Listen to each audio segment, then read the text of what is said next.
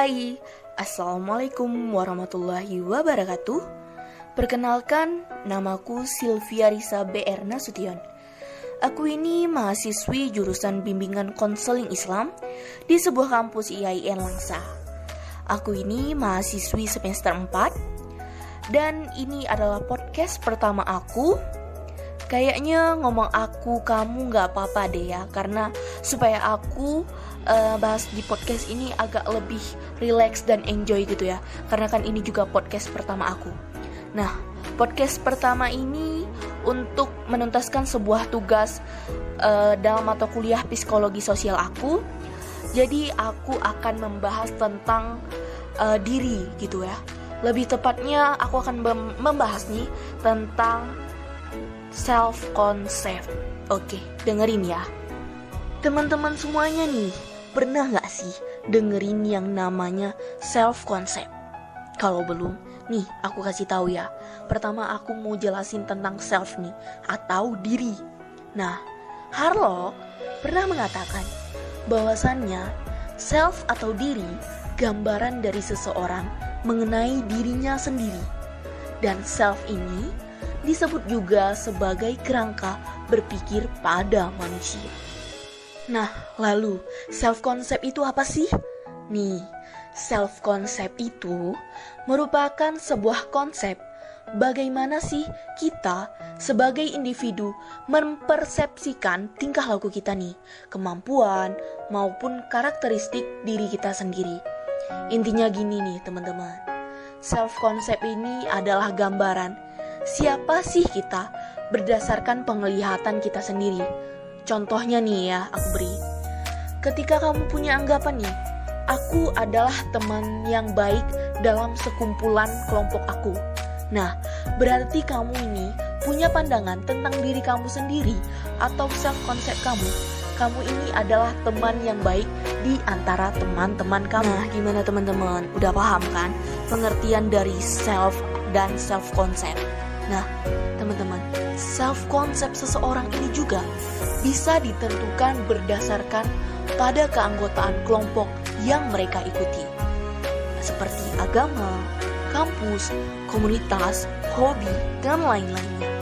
Misalnya nih teman-teman, jika aku ikut pada komunitas rohis, tentunya aku memiliki self-concept bahwasannya aku termasuk orang yang religius, soalnya kan aku masuk dalam komunitas rohis nih teman-teman. Jadi nih teman-teman, psikologi Dr. Bruce A. Bregan pernah berpendapat bahwasannya terdapat 6 aspek spesifik yang berkaitan dan membentuk self-concept pada diri seseorang. Di antaranya apa aja? Oke, ini aku akan jelasin apa aja 6 aspek spesifik dalam self-concept. Yang pertama itu ada sosial, kemampuan kita berinteraksi dengan orang lain. Yang kedua, ada kompeten, kemampuan kita dalam memenuhi kebutuhan dasar sebagai individu. Dan yang ketiga ada efek, kesadaran akan keadaan emosional kita. Nah, yang keempat, psikal, perasaan kita terhadap tampilan fisik maupun kondisi kesehatan. Yang kelima, ada akademik, sukses atau gagalnya kita di sekolah. Yang keenam itu ada family, bagaimana sih self-concept kita terbentuk dari perasaan kita berfungsi atau berperan baik dalam keluarga. Nah teman-teman, itu adalah 6 aspek spesifik yang berkaitan dan bisa membentuk self-concept pada diri seseorang. Nah teman-teman, setelah teman-teman tahu nih bahwa ada 6 aspek spesifik yang berkaitan membentuk self-concept. Nah, kita lanjut ya. Dalam psikologi humanis lainnya, Carl Rogers percaya bahwa terdapat 3 bagian berbeda dari self-concept. Yang pertama itu ada self-image. Bagaimana kita melihat diri sendiri? Penting untuk diingat nih teman-teman, bahwasannya self-image ini tidak sama dengan keadaan sebenarnya.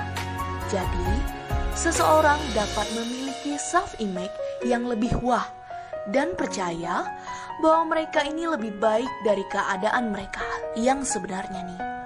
Sebaliknya, seseorang juga bisa memiliki self-image yang negatif dan membesar-besarkannya nih teman-teman. Padahal sebenarnya keadaan tidak seburuk itu. Aku kasih contoh nih teman-teman. Contoh gampangnya itu seperti ini. Remaja laki-laki biasanya merasa dirinya ini sebagai sosok yang canggung. Ya, padahal pada kenyataannya dia cukup menarik dan sangat menyenangkan. Atau seseorang perempuan yang bisa menganggap dirinya gendut padahal beratnya itu 45 kilo. Aduh, gimana dengan orang yang 65 kilo nih? Nah, jadi self-image ini sendiri berasal dari campuran dari aspek-aspek yang berbeda seperti karakteristik sifat, fisik, dan peran seseorang dalam kehidupan sosial mereka. Oke. Nah teman-teman, setelah kita membahas tentang self-image, tentunya teman-teman sudah paham dong dengan penjelasan aku. Nah, kita lanjut ke penjelasan yang kedua, yaitu self-esteem atau yang disebut dengan harga diri. Ngomong-ngomong soal self-esteem pada diri seseorang, nah aku akan menjelaskan dulu self-esteem ini apa sih. Jadi, self-esteem ini merupakan seberapa besar seseorang ini menghargai dirinya sendiri. Terdapat beberapa faktor yang mempengaruhi self-esteem. Di antaranya, bagaimana kita membandingkan diri kita dengan orang lain dan bagaimana orang lain merespon sikap kita. Nah, ketika orang lain merespon positif terhadap sikap kita akan lebih mudah memiliki self-esteem yang positif. Sedangkan, jika kita membandingkan diri kita dengan orang lain dan selalu merasa kurang terus nih, ini dapat berdampak buruk untuk self-esteem kita, teman-teman. Jadi tetaplah berpikir positif terus, oke?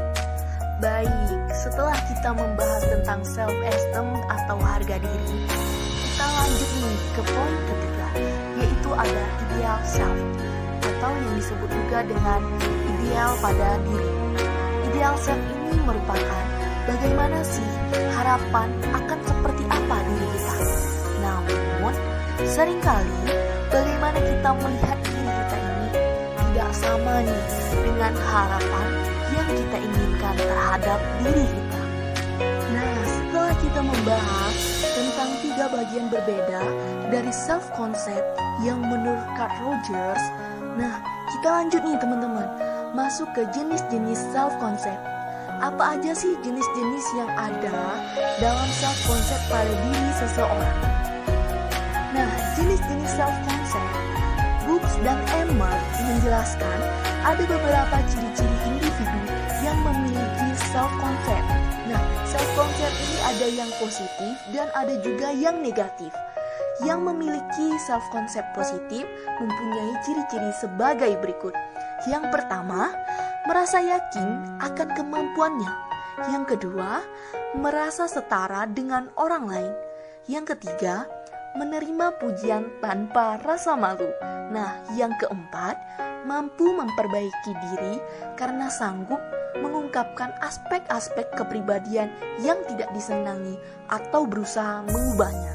Nah, itu adalah jenis-jenis self-concept yang positif pada individu. Nah, teman-teman, setelah kita membahas tentang jenis-jenis self-concept yang positif, nah lanjut nih ke self-concept yang negatif pada diri seseorang. Yang pertama itu, peka terhadap kritik. Yang kedua, responsif terhadap pujian. Yang ketiga nih teman-teman, tidak pandai atau tidak sanggup dalam mengungkapkan penghargaan atau pengakuan pada orang lain, atau yang disebut juga hipersensitif nih teman-teman. Yang keempat, merasa tidak disenangi oleh orang lain.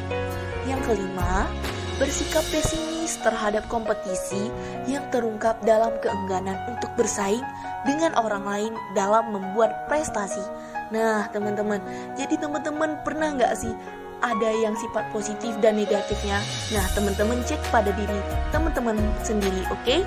Setelah kita membahas tentang jenis-jenis self-concept pada diri seseorang, ada yang positif maupun negatif. Nah, self-concept yang sehat memiliki memiliki benefit yang penting untuk diri kita. Berikut diantaranya benefit yang bisa didapatkan dengan memiliki self-concept yang sehat, yaitu dengan cara memaksimalkan potensi diri. Apabila kita memiliki self-concept yang sehat, bahwa kita percaya kita bisa melakukan hal ini dan itu, kita bisa membuka potensi diri kita ke hal-hal yang bahkan tidak pernah kita pikirkan sebelumnya. Yang selanjutnya, membantu kita mencapai goal atau keinginan kita dalam hidup. Lalu, menghindari self-sabotaging behavior, sikap, pemikiran, maupun tindakan yang menahan kita mendapatkan apa yang kita mau, misalnya goals hidup kita. Memiliki self-concept yang sehat akan membuat kita menjadi pribadi yang lebih positif dan percaya bahwa kita bisa mendapatkan apa yang kita mau. Sebaliknya, jika self-concept kita tidak sehat, hal ini tak akan membuat kita mencapai keinginan. Selanjutnya, jika kamu ingin memiliki self-concept yang sehat, bisa dengan cara menentukan seberapa jauh kita bisa keluar dari zona nyaman untuk menyelesaikan suatu masalah, dan memengaruhi bagaimana kita menggunakan visi kita dalam menghadapi tantangan dan masalah dalam sehari-hari. Contoh gampangnya nih teman-teman, ketika kita punya self-concept bahwa kita terlalu gemuk nih untuk bisa ikut dan akan menjadi orang yang terakhir dari garis finish lomba lari di sekolah, ya mungkin itu akan terjadi. Beda kalau kita punya self-concept bahwa kita sehat dan kuat akan menang dalam lomba lari tersebut. Pasti hasilnya lebih baik daripada sebelumnya.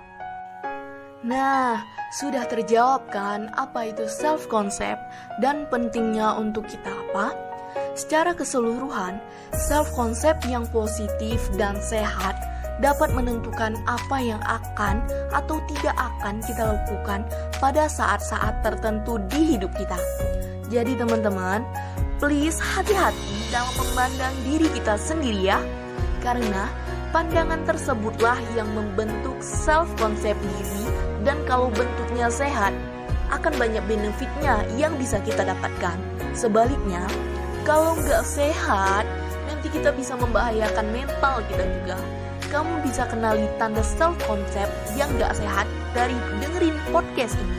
Nah, di penghujung podcast ini, terima kasih telah mendengarkan podcast ini, dan sampai jumpa di podcast yang lain. Saya Sylvia Risa Beransution meminta maaf jika ada kesalahan dalam pengucapan. See you next time.